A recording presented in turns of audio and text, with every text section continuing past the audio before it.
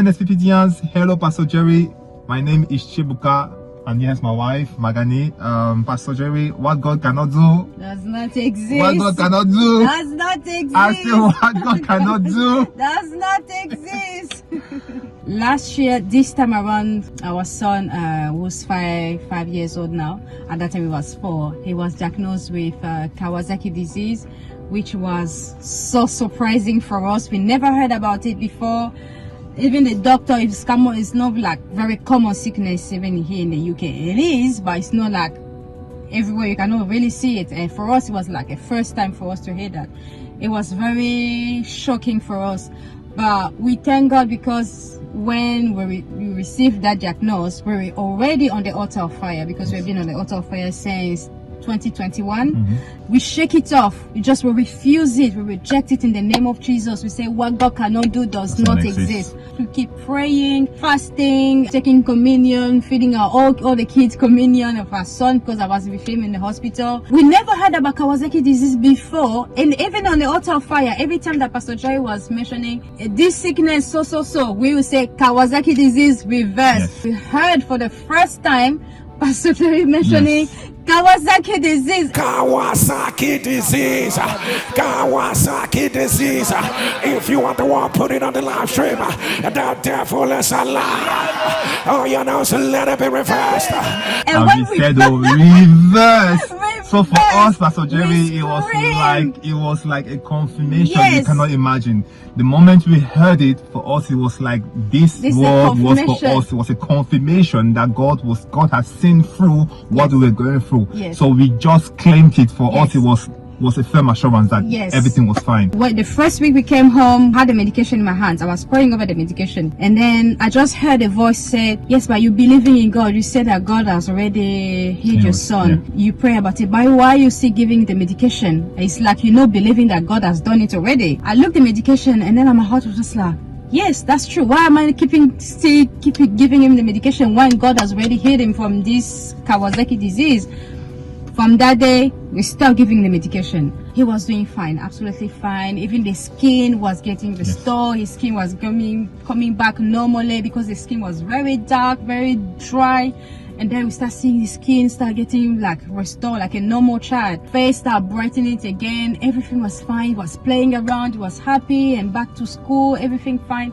And then 3 months later, they sent us an appointment. We went to see the doctor again, the specialist, all that. And the doctor was like, "Oh, everything looks good." They did the ultrasound, they did the ECG, they checked everything, said, "Oh, everything looks good, but we're not going to stop the medication right now. Let's wait 6 months again, but we're going to reduce the medication. Let's wait 6 months and then see how it goes." And then in my heart, I was just like, we stopped the medication long time ago. We stopped the medication long time ago. So, but we didn't say it. For him, it was like, oh, the medication is actually working. And then 6 months later, we went back again. The doctor checked everything. It was like, oh, wow, everything looks so good. So what we're going to do, we're going to stop the medication, reduce a little bit again, and then we'll see in 1 year time, see how it's getting on, everything. And then we came home. We never gave the medication anymore. Nothing. He's fine. The only thing that we were giving the child at that time was just the communion. Anytime we just communion. That's why we do every single day. So we just gave him the communion. We prayed over that, and that's all we did basically. Yes. And this week too, we had an appointment to see the doctor, the cardiologist, all that, to check our son. And this week, you mentioned it as well. You mentioned it like Kawasaki disease reverse. The day before, or the same day that we're going for the appointment in the morning, that you mentioned Kawasaki disease, and then we went for the appointment, see the doctor, and the doctor was like, everything is fine. The heart is fine. Everything's absolutely fine. And they discharge us. They say, everything fine. Don't need to come back again. So just happy with the results. Everything was fine. And then we just like, wait, we couldn't have the discharge paper, because they said they're gonna send it by post. We don't need it. He's fine. We didn't want to wait for the paper to arrive so they can testify. We're just so excited to come and say Kawasaki disease has been reversed, gone forever. Amen. What God cannot do does not exist. So Pastor Jerry, we are here basically to just give our testimony and say, God, we thank you for what you've done.